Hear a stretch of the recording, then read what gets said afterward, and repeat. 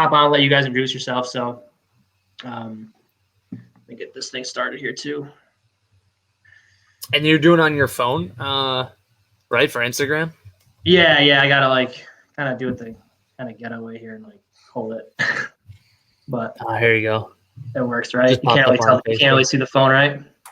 No, we can't see it. No, it's hidden. All right, cool. Well, appreciate you guys popping on, Corey, Matt. Yeah, absolutely. I'm excited. Appreciate This is it. Yeah. Cool.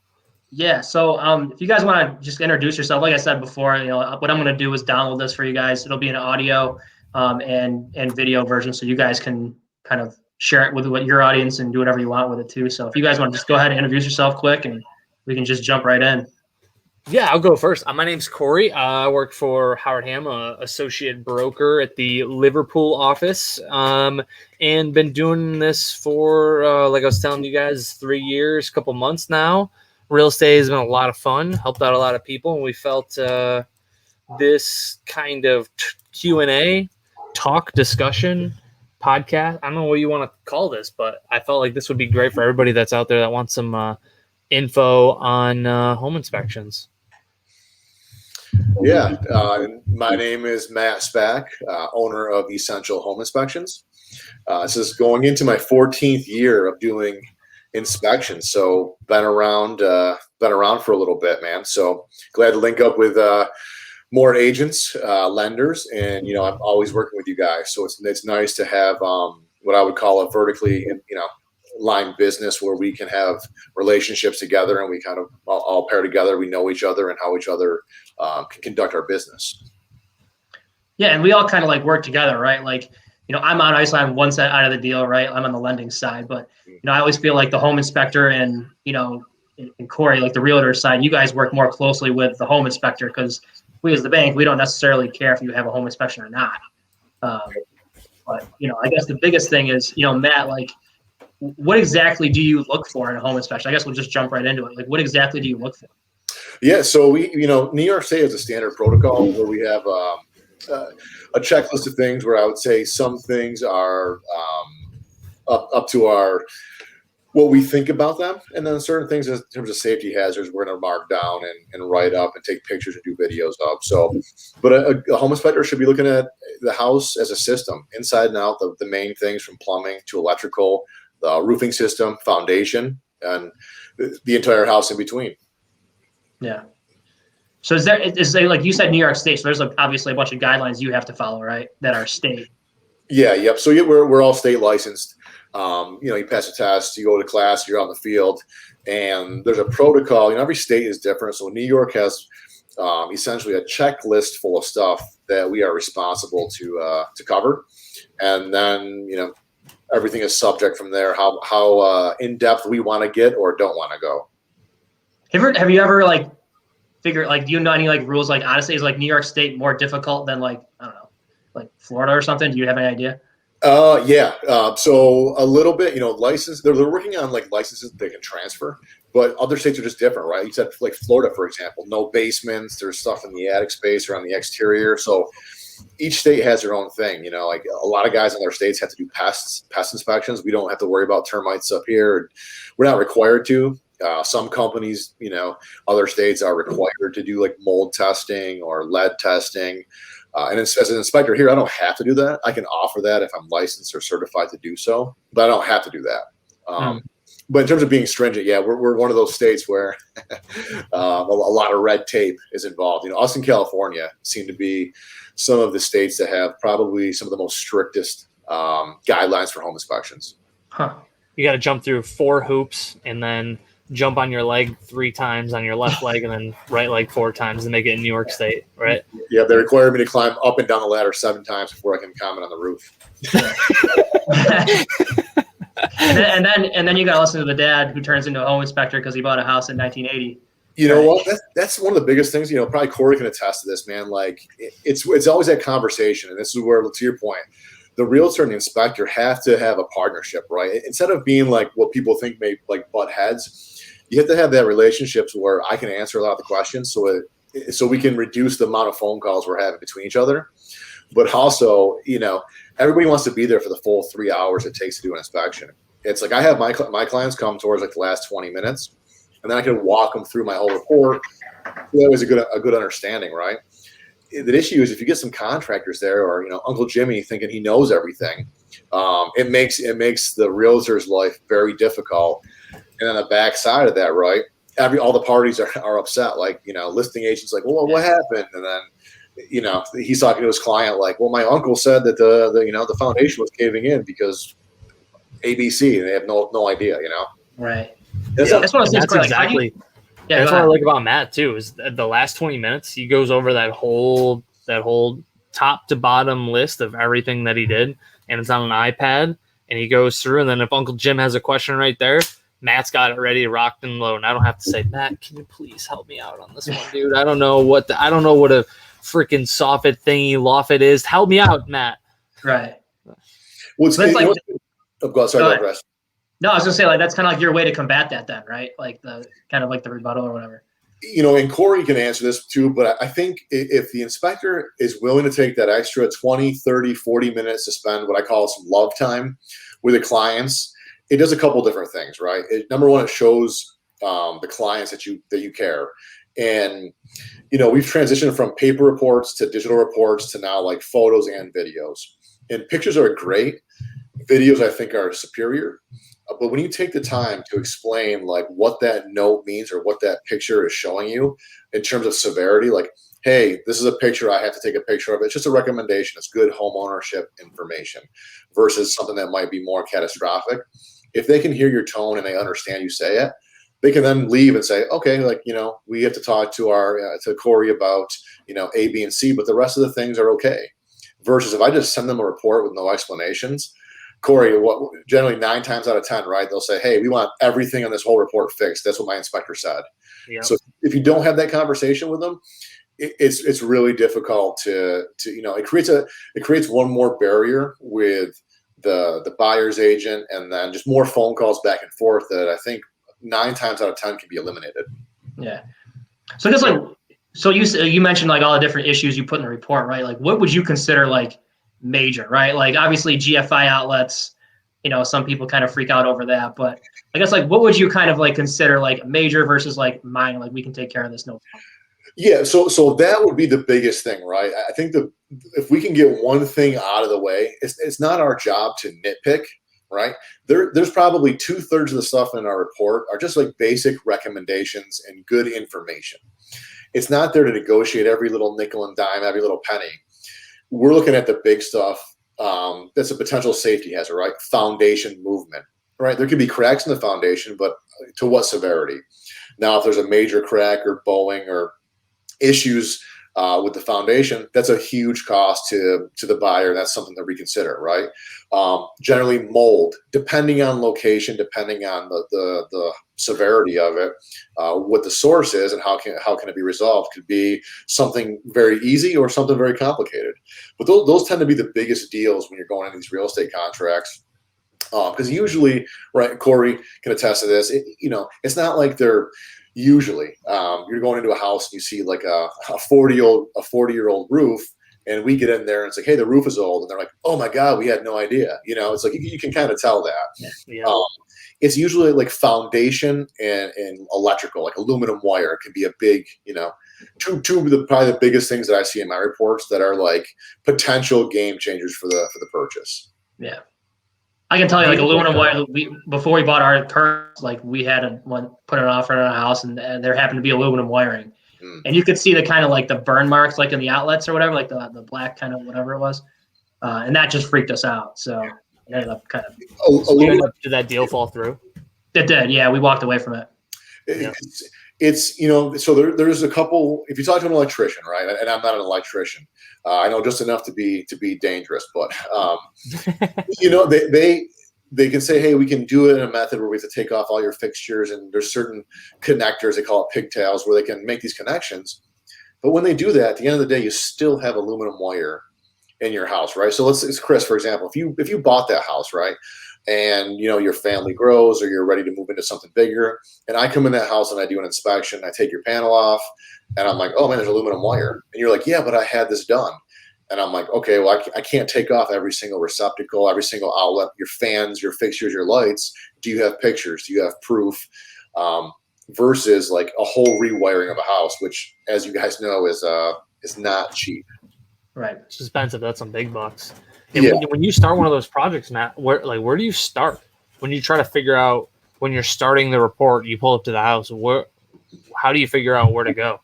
So for me, I always start with the exterior first. So I kind of get a lay of the land, see which direction the house is facing. I do kind of an overview of who's going to be there. Again, directional, do a walk or two around the house, and then I start on the roof. I start outside on the roof, and then you'll see me walk around like a million times. It's funny because I wear one of these whoop straps. On my average inspection, I'm walking anywhere from 3 to 4 miles, which is wild.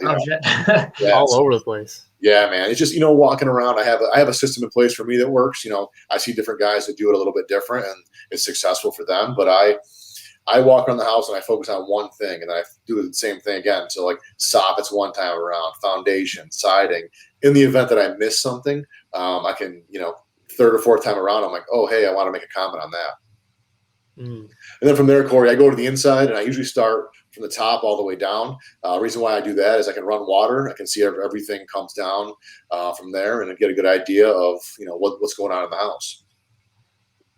Nice. I always wondered how you guys figure out where to start. I guess that makes the most logical sense, though. Yep. So it sounds like you have the same routine every time that you go to a house. It's great because every house is different. They have their own little things, but the process is always the same, right? Exterior, right to the upstairs. I try to find the attic space or crawl space. I go look at that. Then I start upstairs. I like to do the bathrooms first, and then I work myself down to the kitchen, bathrooms. And usually the interiors of the house, it goes pretty quickly, pretty smoothly. I spend the most amount of my time on the exterior and then in the basement because all the mechanicals. So you're in the basement. Do you get like crawl spaces? You said attic too, right? Yeah, so it's funny. The running joke is if I can get into a crawl space, anyone is. I'm probably the biggest inspector that's out there. So, but yeah, I mean, crawl spaces, as long as there's adequate room to get in, you name it, man. Crawl spaces, attic spaces, the whole nine. You got any horror stories? Silverback gorilla climbing up in grandma's closet over here. I've mastered the one arm approach, like one arm airplane sideways into a crawl space, My biggest fear, which fortunately has not happened, is falling through a ceiling, especially on like a new, I'm walking in the attic space, and I always have this vision of like, man, I'm going to fall through and be paying, have that conversation that all of a sudden goes like wildfire amongst realtors and lenders. Like, oh my God, yep.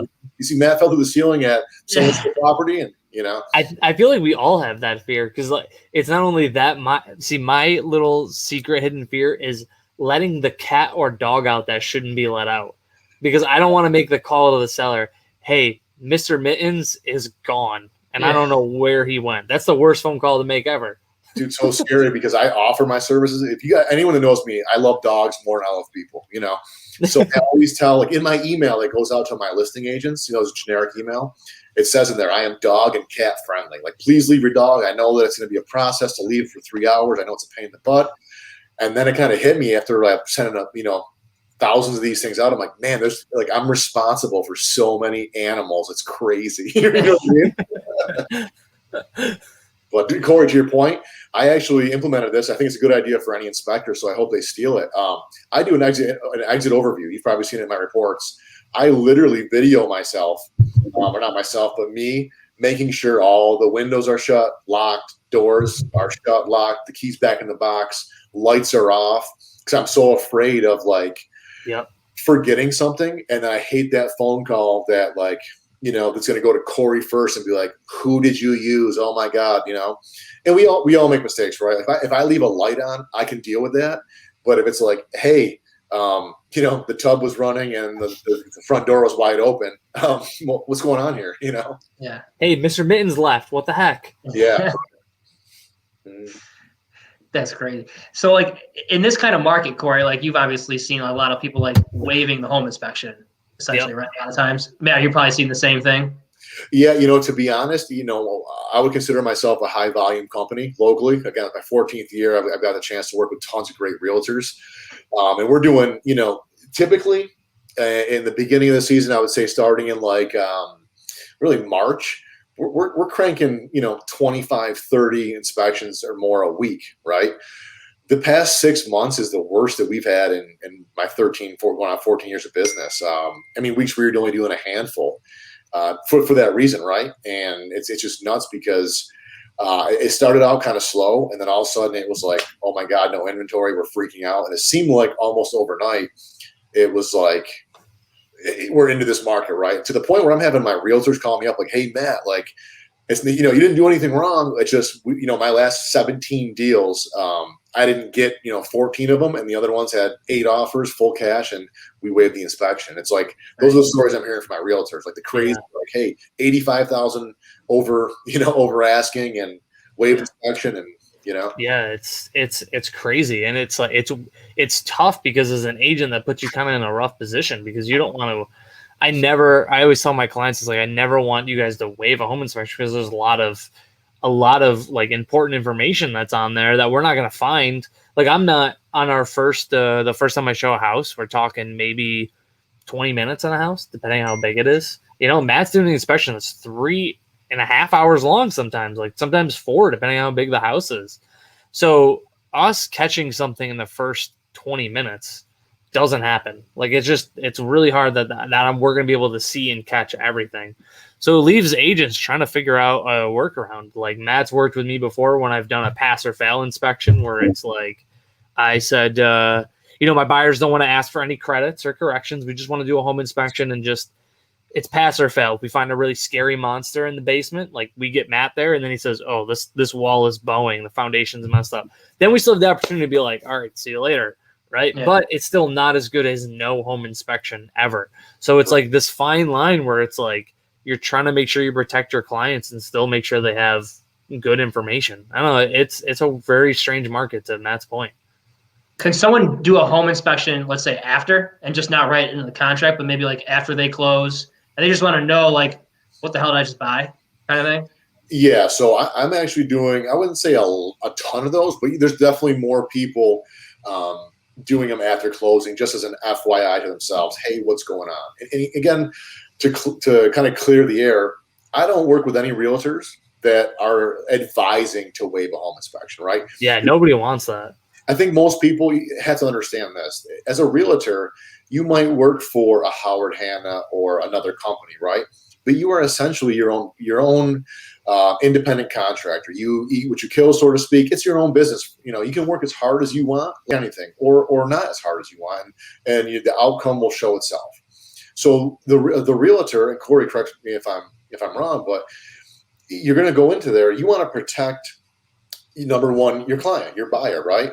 Because it's going to be your lifeline. Let's say you do, Jimmy, and you're like, hey, listen, you really want this house? I advise you to get a home inspection. Here's the deal. There's multiple offers. You can't get it.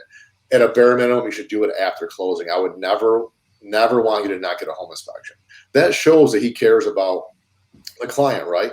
And then when that client goes to sell that house, or their mom or their friend or their brother, their sister, they're going to say, hey, we have this great agent, Corey.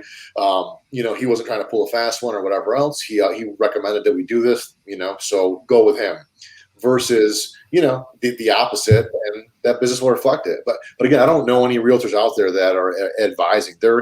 I would say, right, Corey, that realtors are as frustrated as I am, right? I'm in the business, so obviously I'm an advocate for home inspection. I want to protect the client.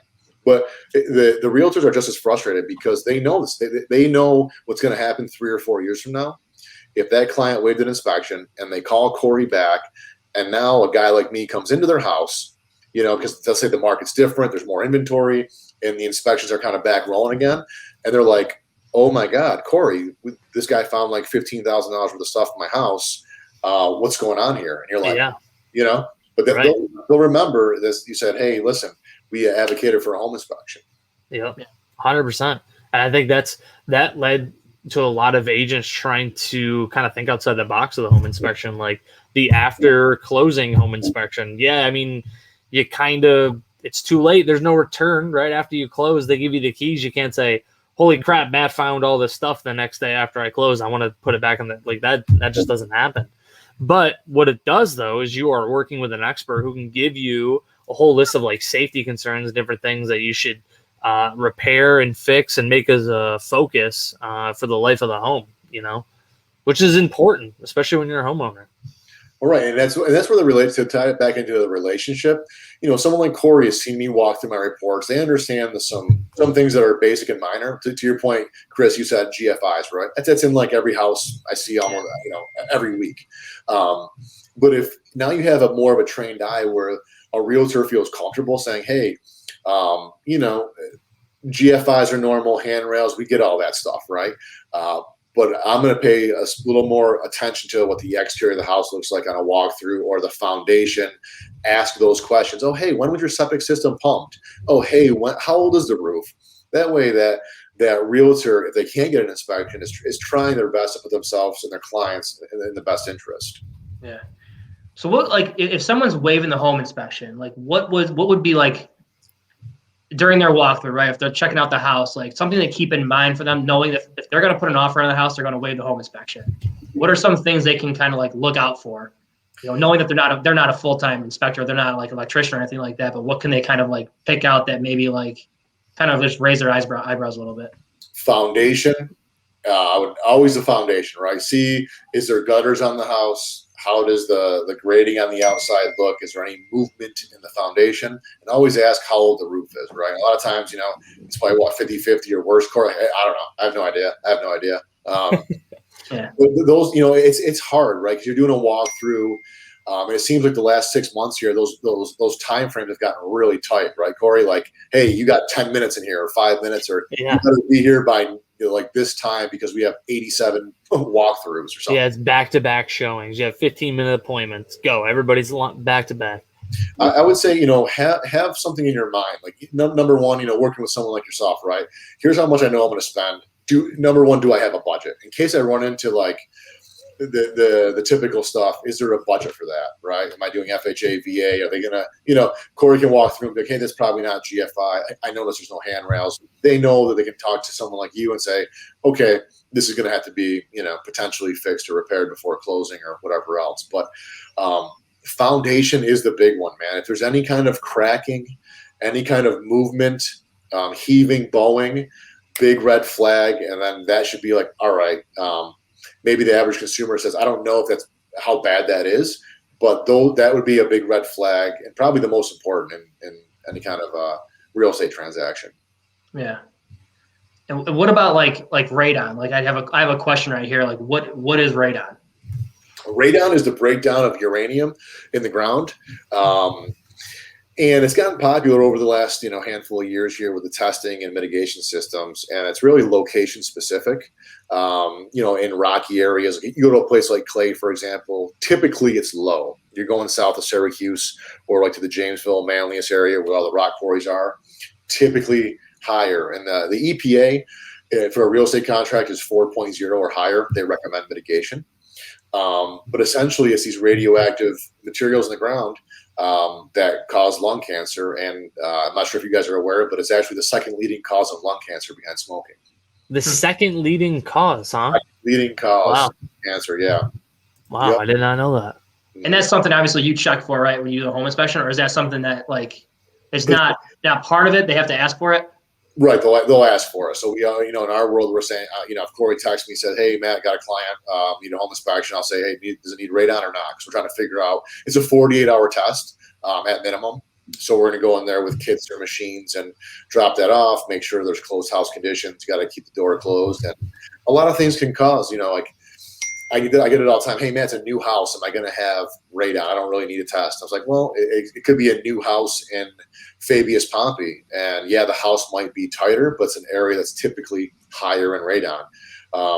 It's like that new house could be a higher level than a 1920 built house in Liverpool, for example, right? Yeah, and that new construction too. I mean, that's just stirring up the ground even more. So who knows? Correct. So you're breaking through rock and sediment and bedrock. Can all irritate that. And mitigation systems are usually pretty straightforward. But yeah, I mean, a lot of houses more and more are testing higher, I would say, in my last 3 to 4 years, at least that I'm doing. I'm an hour and a half to 2 hours all around Syracuse area, but I pretty much dominate the Fayetteville, Jamesville, Casanova area and east. And we get a lot of high radon. And correct me if I'm wrong, Matt, like your test, does it measure every half hour or hour and then it takes the average for the 48 hours? Yep. So we do, and we do both. So it's every hour on the hour. That's what it is. We'll take an average of that. Like if you go to, if you do use kits or a machine, some labs will give you back a reading, or they'll say, and here's the average of the last 48 hours or however long the test was left in the basement. A couple of things with radon too that are newer. That radon for commercial buildings is different. So let's say, for example, you have 6 units and they're all on one floor. Every single unit has to be tested.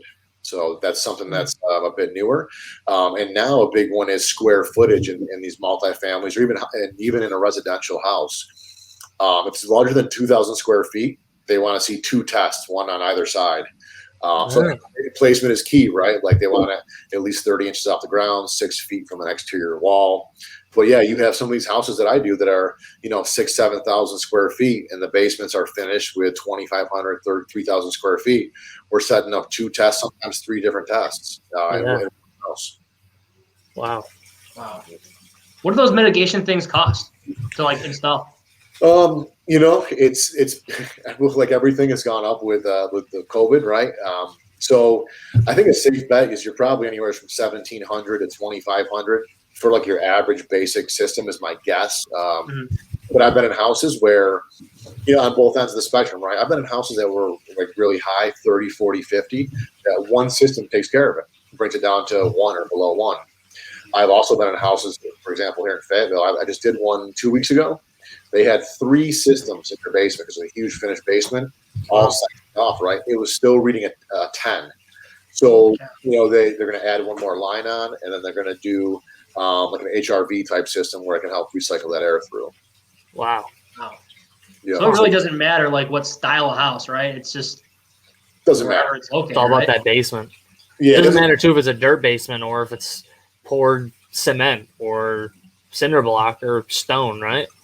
So to certain degrees, right? So if you have like the benefit of a new build house, right? Maybe less cracking. The house is tighter in general, so potentially less seepage of the radon gas into the home, right? Whereas if you have a dirt basement, you're probably going to have more reading depending on the area. So same thing if you just have a gravel basement or gravel crawl space, which hopefully you have a vapor barrier down. But the tighter the house in the basement, the more finished. That can help reduce it, but it's not the end all be all, right? Because a lot of times you have sump pumps, you have windows, you have vents, there's cracks, there's French drains. All those little areas are potential penetration points for the gas. That's crazy. I didn't know it was a second leading cause. I'm just going back to that. I know, right? Isn't that crazy? It's wild. Yeah, you tell people that's you don't want to scare people, but it's also like, hey, it's the second leading cause of lung cancer behind smoking. They're like, wait, say that again? Like, what do you mean? It's wild. Yeah, it's like if you're looking for a house in this area, right, central New York, you're definitely saying like in Fayetteville, Janesville, Azanovia. Yeah. I know over like on my side of town, like towards Camillus, like they have the high right now. I was like, Camillus. Yeah, Camillus has been growing. We've seen a big spike in Camillus. I don't know the exact number, but I want to say, at least based on my tests, again, there's a lot more people out there, but it was like I was somewhere around 70-75% of my people were failing in the Camillus area, West Hill, Camillus. Wow. Same thing with Fabius Pompey, notoriously high in that area. But yeah, there's a good map. I think it's on the government site, maybe NewYork.org or something like that, Central New York. It actually shows you the radon map. Where there tends to be pockets that are higher, but you see it everywhere. It's wild, Yeah. That's as I type in New York State radon map. Yeah, you'll see it pop up if you're on your computer. Yeah, it's a lot of southern. Yeah, again, because of the type of ground material, right? As you go north, you have clay, so you're going to have all this bedrock underneath the city of Syracuse. It's kind of like a horseshoe right around around Syracuse. And it goes again back when you get to a certain buffer zone up north. Then you have pockets kind of all over the state. But the thing about like Connecticut has one of the biggest issues, right? They're all on granite, limestone. It's one of the huge states that has a big radon problem. Interesting. Which I believe, I don't know if this is correct, but I have read that if they haven't already, it's in the works. You can't even transaction of a house can't go through without a radon test being conducted because it's in Connecticut. Yeah. So I don't know. Again, that was either introduced into litigation or maybe it's a thing now. I don't know, but I know that was talks a couple years back. Nice. And like, So if somebody was thinking about putting their house on the market and they're worried of maybe a couple things, like what is something that's a homeowner could check and look at right now that are like kind of easy fixes they could address?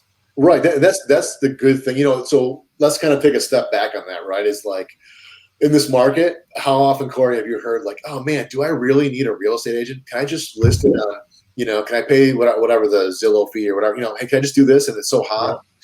Yeah. I actually did a video about this a while back saying, I do all like the polls and stuff on my Instagram, and someone asked like, should I do a for sale by owner? I'm like, no, never. So much. There's even myself, right? I consider myself pretty savvy in the real. I wouldn't. It's just there's so much that you guys do behind the scenes that, quite frankly, I don't want to deal with. It's a pain in the butt, right? So, and I also talk to people too when they start talking about for sale by owners. I'm like, well, how many houses have you sold in your life? And I'm not doing this to toot my own horn, right? Like once every 5-6 years, right? And it's like, well, I did 15 transactions. That's a lot for just like 1 year, or I've done X amount of transactions. It's not to like gloat or to put them down, but it's just like, hey, look, if there's a hiccup, I know the perfect person to call. I know how we can get over this hurdle. You know what I mean? Like that's what, to your point, we're the backdoor people. It's experience, all right? If you name a business, and I'll tell you the guy with the most experience is probably going to have the most information to be able to help you out with, right? We all have people, myself included, where if I run into something funky, ring, ring, ring, I'm like, hey, have you seen this before? Click, snap a photo, right? How many times at the beginning of your career, Corey, are still, hey, on this contract, we're something funky, right? Chris, in the beginning, when you started, hey, what do I do here? What's going on? Can't be afraid to ask questions, right? So, and again, to answer your question, that by itself becomes the benefit of knowing the little things, right? If I say, hey, Corey, I'm thinking about selling my house, man. Hey, what do you think? What's it worth? What do I got to do? You can come over, set up a consult. And the easiest thing for homeowners, right, is let's eliminate the VAs, the FHA. Like, do we have, if I'm walking your house, are these ground fault tests, ground fault receptacles? Do I see handrails? Those are like the basic things, right? Because then you can say, hey, we in Onondaga County, we get roughly 70% of loans, and maybe this last 18 months to skew this, but are either USDA, FHA, or VA, right? So we have like, all right, if we can eliminate those, it's one less barrier. And if you walk into a house, you're like, oh man, there's peeling paint. How about you guys scrape that this weekend? And you don't have to paint it, but at least scrape it down, and you can eliminate those basic surface level things that I think can help, probably help in a transaction, number one. Number two, it's less photos that the inspector has to take over what I consider like little tiny stuff. How many times we test for GFIs and it's like, hey guys, it's really easy to do. They're like $15 at Home Depot, and you have a couple of them. Now imagine if I walk into a house because Corey's already said, hey, listen, all your bathrooms and your kitchens and your exterior ones have to be ground fault. We're good to go. And they're like, all right, well, I'll hire somebody. Now it is like, and in New York, right, that's like a safety hazard because that's what New York State considers it. It's like, man, that can scare people without the right explanation of what that is. If we can bypass that, which what I think is cheap and easy, it's a win. And what do you think are like the top 3 most common fines you see a lot of? GFIs for sure, right? Handrails, and then the other one that we see a lot of because you see so many flips now and houses in this area of the age where like they're putting a new furnace in, a new water heater, or like a gas insert is ungrounded or unbonded gas lines. How many times we see that now, Corey? Like the yellow CSST bonds, right? The SST bonding, right? I remember calling you up when that first came up on my buyer's home inspection. I was like, Matt, what is this? I've never heard of this, man. Yeah, and you want to know what? Something like that too. It's so easy to fix most of the time, unless there's like the electrical panels far away. It's usually like a 5-minute job, but that's one of those things. If you see it on the report, people are like, "Oh my God, my gas line! It's not grounded. My house is going to blow up." Like, no, but in 5 minutes, and probably for like a $10 part, I can fix that for you. Now, an electrician or HVAC guy might charge you $75, $100, whatever else to do it. But it's so easy, I've even seen them in houses where it's like they've done it in the wrong spot, and I'm like, hey, can I move this over for you so I don't have to write this on the report? That's funny. Yeah. Do you see anybody doing home inspections like before they sell? Yeah, I would say not as common in this market, but we went through some lulls, right? I started my company in 2008 during the crash because I'm a super smart guy. It was probably for me like 2000, like 15, 16, 17. Like I started to get that sellers wanted to know what's going on in their house because we didn't have what's going on today, right? They wanted their house like prepped and primed. So like a guy like me came in, it was like smooth sailing, right? But now I haven't done a pre-listing inspection in quite a while. You know what I mean? Because people know that their house is probably going to sell fast. It's probably going to go, without an inspection or over asking. And why would it be advantageous to do so? Yeah, and I always pose it when I go to a listing appointment. I always say, you are seeing a market where a lot of people are waiving a home inspection, but one avenue that a lot of people don't think about is doing like a pre-listing home inspection, right? Like I could hire somebody to come in, and then guess what? We have a home inspection report. We can take care of all the things before we hit the market. And then guess what? Everybody is on a fair playing field because you know what? There's always going to be buyers, especially first-time home buyers, that are not comfortable waiving a home inspection. And they have every right to trust their gut and to not. But when you do a pre-listing home inspection, then literally everybody is on the same playing field. Everybody knows what they're getting. Everybody's stepping up to home base, Right. And it could be like literally with how much houses are going over list price, like you're going to get $500 over list price. You know what I mean? Pay Matt the inspection price and just do it. It's a worthwhile investment to get everybody on the same page. But a lot of sellers are just like, I don't want to deal with it. Yeah. Well, here's two things about that too, right? That the savvy people, like, it's a good idea to get it done because then you have the power, right? Automatically the power goes to the seller because, you can say, hey, we had this inspection report. You don't have to say what was wrong with the house as long as you fixed it, right? We can delete that out of the report, but you leave that report, boom, at your walkthroughs and say, hey, listen, we had a report. If you make an offer on this house, you already know that it's based on everything that we found, right? Yeah. Now, what does that do? It gives them the power. Also, what does it do? If I walk in as a buyer on one of Corey's listings and he says, hey, listen, my homeowner paid for an inspection. Here it is right here. There's some stuff on there. It's all minor stuff. There's nothing major. Number one, we are all bound by our license. So it's not like Corey has an in with somebody where it's like, hey, man, don't see this for me. Don't see that. It's not how it works. I automatically get put at ease, right? As a buyer, I'm like, hey, this seller had nothing to hide. I automatically have a different tone and mindset that like, hey, they had a guy in here for 3 or 4 hours that was tearing his place apart. They weren't afraid of that. They paid for that because they didn't have anything to hide. Yep. It's a way smoother transaction. And in doing that too, I see some guys trying to say, hey, here's a price, a discount on doing pre-listings. It's like, well, wait a minute, are you doing less work? You're doing the same work, right? It's the same inspection report. It's the same thing. So let me get this straight. You're going to do less work for the same job? I don't understand that. Yeah, but there's like some agents. There's I wish I could remember his name. I had a great transaction with him a couple of years ago.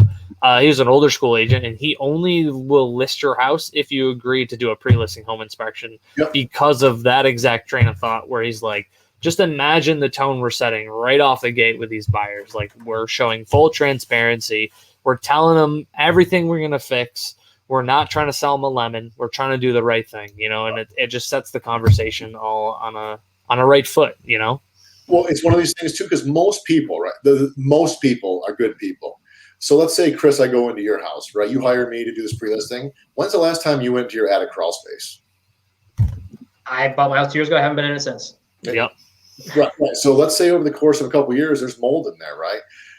But maybe it's just surface mold because of airflow or whatever. Something that's pretty straightforward to fix. Maybe you want to know that. You have no idea. So if I go in there beforehand, you acknowledge, oh my God, I'm gonna take care of this. I have kids. I want to take care of this. That's how 99% of the people address the situation.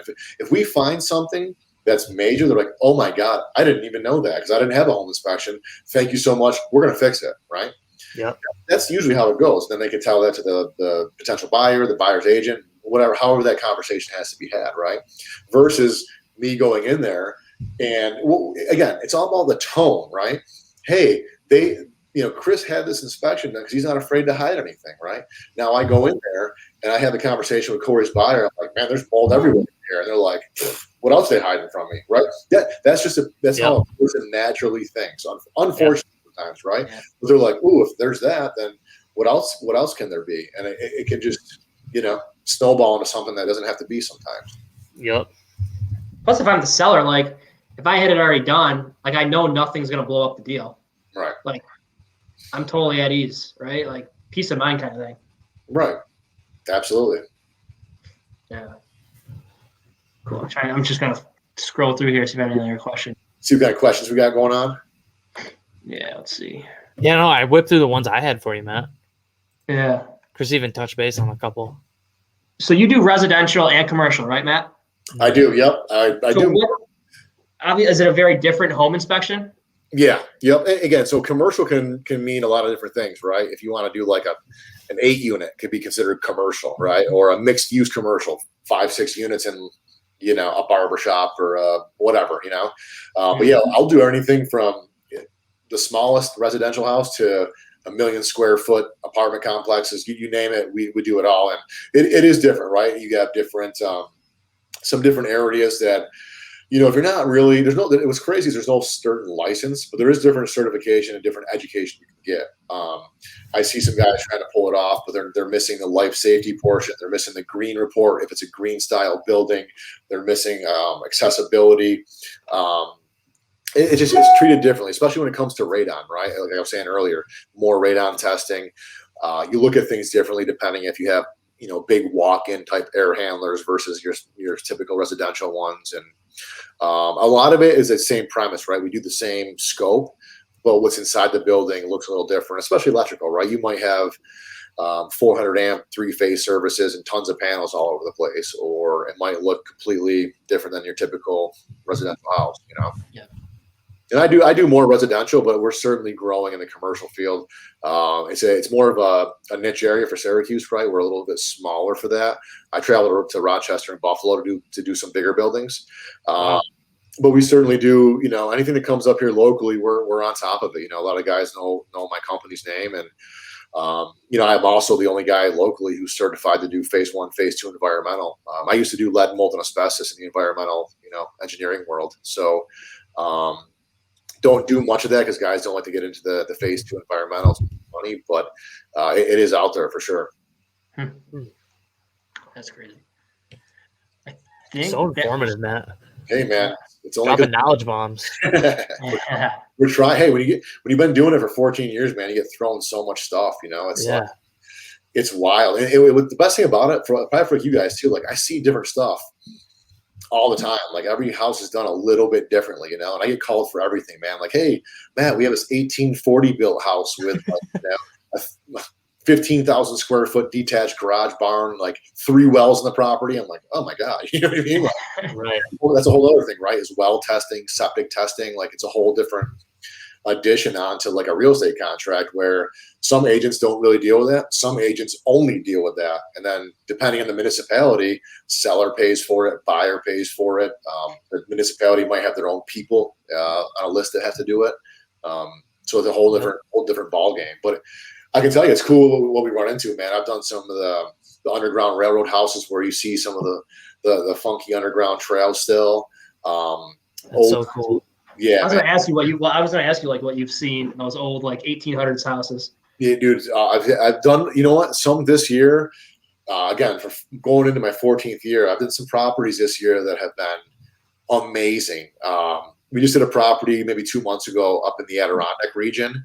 It was like an old school mansion, and the same thing. It's on like 30 or 40 acres. That the craftsmanship was unbelievable. And the guy turned it over, renovated it, made it like all original. He does like Airbnb out of it, but it was like an old school, like butter place. I guess he made his own like cheese and butter and stuff like that. Wow, that's cool. Rail cars would come right into his building and they would ship it all over the place, all over New York State. So cool to hear those stories, right? You know what I mean? All how they set everything up and done everything. And one of the coolest properties, I wish I could do videos. You guys, I do a lot of pictures and videos of where I go. We did one out in Cazenovia area, headed towards Cazenovia, that was like 1850. And like the underground railroad or the underground trail where it used to be the underground railroad was like the most extensive I've ever seen. The guy who owned the house was like 89 years old, farmer, jacked up old guy. It was awesome. I had to go a little crawl space. He was like, "Hey, you're the first person who's ever been there besides my family." It was like lineage in his family. They had a inspection done before, but the guy didn't go in the crawl space, so this guy didn't tell him. And I was moving some rock, and he was like behind there on the other side of the stone foundation is like where they must have used to keep people. It even had its own like well system, so you could get water in there. And it went the severity where we'll put it like this: it went underneath Route 20, and it like spawned off towards like Cazenovia Lake, and it was. And the guy was like, I'll ask that you don't take any photos. We don't really want to know. There are people to see and know everything, but it was amazing, man. I spent like an extra hour there with the guy just talking to him, Yeah. Wow, that's crazy. That's so cool. Yeah, it was cool. I mean, there's some cool stuff like, we do a lot of the cookie cutter houses, and that's great. And people, their first time homes and stuff like that. But I really, really love doing these off the wall ones where I'm out like in, the Adirondacks or Auburn, or like the old school ones that are like maybe a Sears built house has been resurrected, and something that was built in the 1800s, and it's different stuff, Yeah. Right. Those Sears built houses were the ones that you pick out a magazine, right?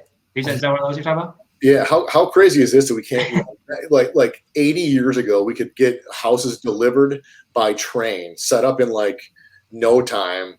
Yeah. They were amazing, right? And they Dude, were don't give Jeff Bezos any ideas. like, Amazon houses soon, dude. Well, start 3D printing houses. Yeah. That's what I was gonna say. But they have one. I just did one in Syracuse that was like one of 4 in the country. It's amazing, you know what I mean? And it's like this thing was $8,000 back in the day, and that was like, oh my god! I'm like, it's like a mansion. Crazy. That's crazy. Yeah, to your point, both of those things, right? There's a like 3D printing. They're really trying to get to that point, like out west. And then the Elon Musk thing, man, that Boxable. Have you seen that or heard of that? Is that the house that he lives in now in like Texas? It's $50,000. Boxable. Yeah. They deliver it like on site wherever you want, man. Really? Oh yeah, it's wild. It's crazy. That's wild. Boxable? I gotta write that down. Yeah. Yeah, Boxable. He lives in it's like a $50,000 house that he lives in right by his like right either near wherever Tesla or SpaceX, whatever, SpaceX, yeah, that's right. Yeah, whatever his things are. But it's like a fold up type house. I don't know the whole construction, but I was doing some due diligence on the company. Just I heard about it from, I don't know if it was a podcast or something like that popped up on my my feed, and I'm like, whoa, what's that? Yeah. Huh. That's crazy. Yeah. They're gonna be starting the 3D print houses and do all that kind of stuff soon. I bet. Dude, that's gonna be wild. And in your world, how do you finance that? Right? How, is it different? Does it look different? Terms, all that kind of stuff. Oh, I'm sure. The 3D printing is wild. It's coming, man. They can 3D print right now rocket ships in 6 months. It takes 6 years to build. Wild. That's so crazy. That's crazy. It's crazy. That's insane. Yeah. And people don't even know about 3D. Like the concept of 3D printing, people are like, what do you mean 3D printing? Like a piece of paper? Like it's like, no, these machines. They do it a lot in the medical field already, like robotics and stuff like that. That's wild. Limbs and stuff like that. Yeah, I mean, it's crazy. It's just scale, right? Having something that can handle the metals and access to it, and it's coming though, man, for sure. I don't know how far away, but they're scaling it out. It's coming. It'd be interesting to see how they find it. How like the banks look at financing that. Well, what I can see happening is like you go to these big plots of land, right? Like upstate New York, or I don't know how energy efficient they would be or whatever. Or maybe that's done retro. But imagine like these neighborhoods, right? Like developer, like essentially you go to these developments and it's like, okay, these houses start at 200,000 or 300,000. Imagine a 3D printer comes in. It's like, hey, we're gonna have 80 houses here. They start at 75,000. It's like the same versions. They do it in like a couple months or whatever it is to build a house. It's like, all right, we can 3D print a house in 30 days. We need a whole neighborhood this summer. It's like, oh, okay. Yeah. A new construction house would be done in a month. That's crazy. Crazy, huh? It's wild. You order it, and by the time you're done and closing on it, it just gets done printing. Yeah. Your house just printed this morning. Yeah. Just finished up. Well, think about that, right? It's going to go back to you, Chris. Like we have different states have different requirements for closing, right? And those things can all be different in my experience. Like 60 days, 90 days. We hear like, oh my God, Florida, we close in like 15 days or whatever. And all that depends on it. Is the house vacant? Are you paying cash? Like there's a million little things, right? But imagine that 3D printing could change the way maybe even you guys do business through a blockchain technology or whatever it may be, right? You guys are like, all right, we got to move faster because this whole neighborhood's done in a month versus one house closed. Right. Yeah. It's funny. It's kind of thinking about like the closing. You just mentioned like the closing process, and it's like for all the technology we have and like how fast things move, like nowadays, it's still in New York State takes like 30 to 45 days to close. It's still. We don't. Yeah. We'll think about it, right? We don't want to knock any professions. But there's a lot of hands in the pot, right? And yeah. A lot of hands in the pot, and I think this transaction is boom, smooth, easy. You know what I mean? Like, hey, because think about most people, I would say have a friend that have used a bank, a lender. Now I have a friend I went to school with who's in this business. Okay, make the phone call. Hey, here's all my financials. Boom, boom, boom. Get that part done. I know a realtor. Realtor recommends a home inspector. That's like the easy stuff. And now it's like, hey, what attorney do you recommend? They're on vacation. They're blah blah blah. There's so many hands. Many hands in the spot. That's why they close in Florida. It's a title company state, so it's just a lot less hands in the pot. They can just kind of move a lot faster than some other states. Yeah. Yeah, man. So it's who knows what how far we are out from like a big change, right? But when it happens, I think we're probably still a little ways away. But when it happens, it's going to happen quick. Yeah. Corey's going to go buy a 3D printed house in Bitcoin. Yeah. Yep. Dude, 100%. That's the next. That's how real estate's going to be right now.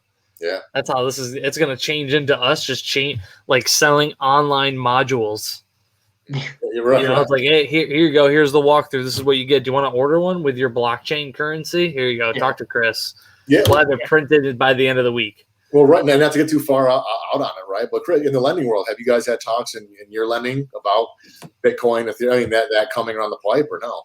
We haven't. I haven't talked about it. No.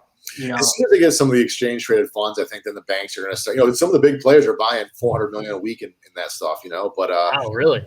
Yeah. As long as you can trace it, it's fine. I haven't done one with any cryptocurrency. I have no idea how it even start with doing something like that. But I imagine that there has to be one transaction that's done with it already. Has to be. Right.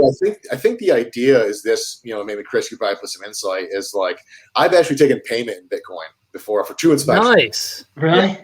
And I made out like a bandit, right? Because it was when Bitcoin was 8,000 and it went up to like 60. So I'm like, that inspection was like $2,000. Wow.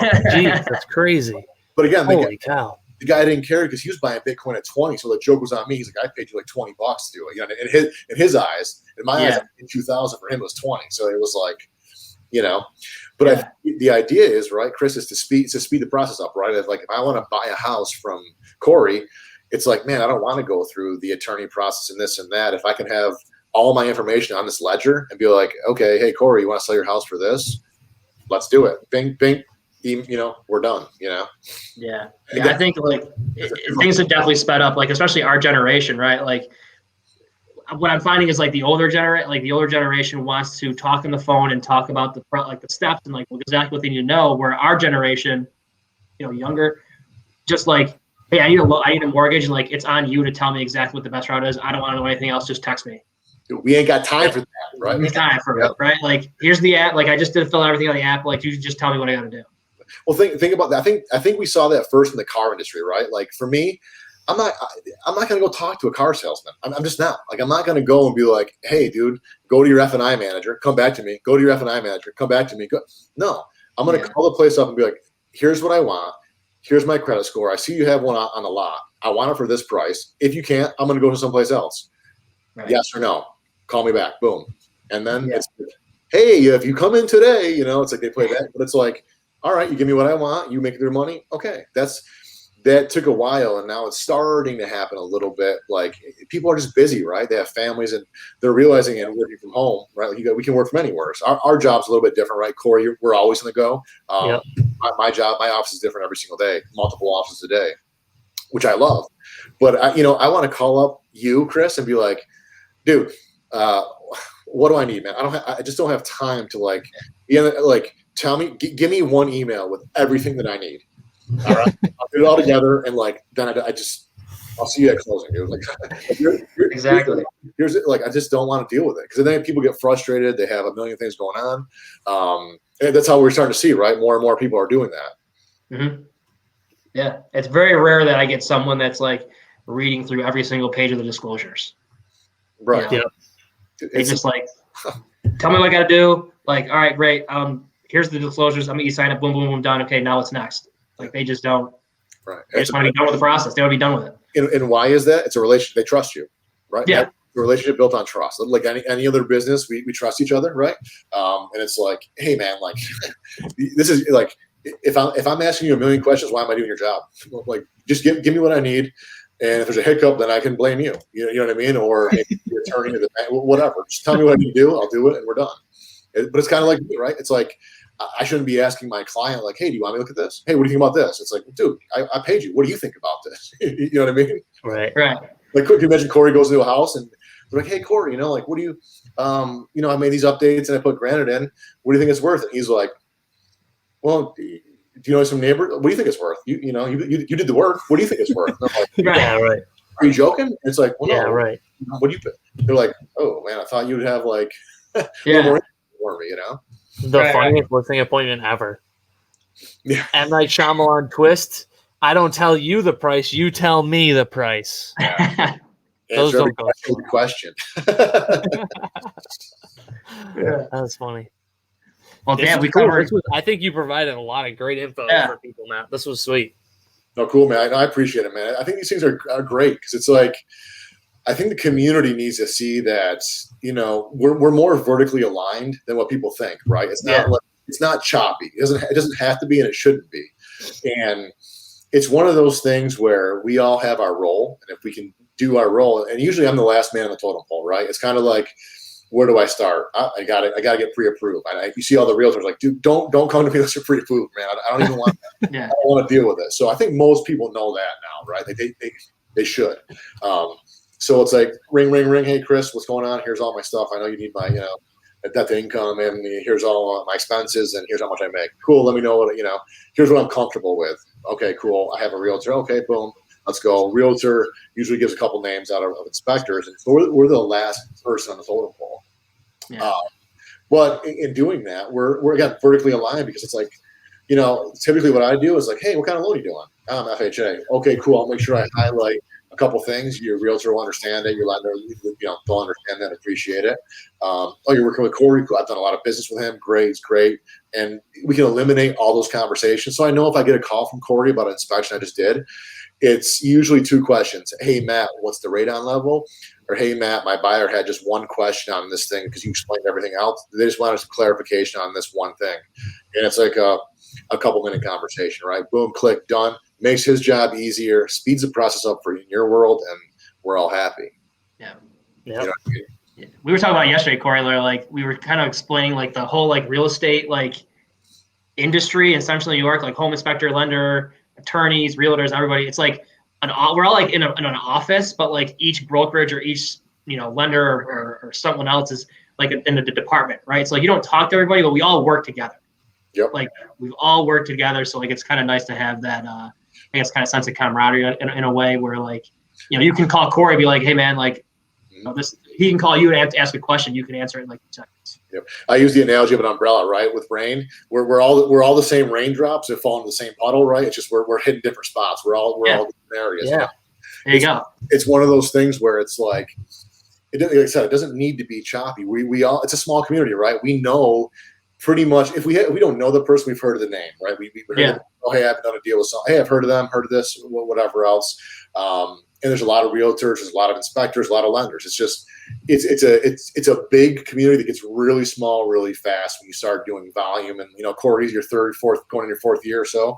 It's like they start blending together, right? Chris, it's just like you got your process and you're banging it out, right? And it's nice when you trust somebody. It's like you have confidence to call that person to say, hey, this person's going to tell you the truth, not pull any punches, easy to work with. Here's the background experience. Boom, eliminate questions, comments, concerns, and make it a smooth transaction. When you start to have things that create more headaches, it's no good for any business, right? Right. Right. Yeah. But yeah, no, we definitely cover a lot here, from home inspections to 3D printing houses to crypto. Dude, didn't see Bitcoin coming in, man. But hey, we're always ready for any conversation. Yeah, we did it all. So no, I appreciate it, guys. Thanks for jumping on. So this was good. Yeah, thanks, guys. I appreciate your time, and thanks everybody who are watching at home or listening after the math. So thanks, appreciate you. Yeah, when we get this out there, guys, if there's any questions, I appreciate the time, Chris and Corey. It's always a pleasure, man. I hope I can get back up rolling with you, so you can choke me up and all these. Dude, I don't want to roll with you. Get out of here. Roll me up like a pretzel, Matt. If there's any questions, man, I love to help. I love to, I'm a continuous student. It's kind of like jujitsu, right, Corey? We can always, you're never really the master, right? Like in the real estate game, we're always learning something and picking apart and enhancing our knowledge. So if there's any questions that I could help any of your followers or anybody you guys deal with, man, I'd love to help out, and I appreciate the time. Cool. Awesome. Thanks, guys. All right, guys. Thank you, gentlemen. Cool, man. Yep. See you guys.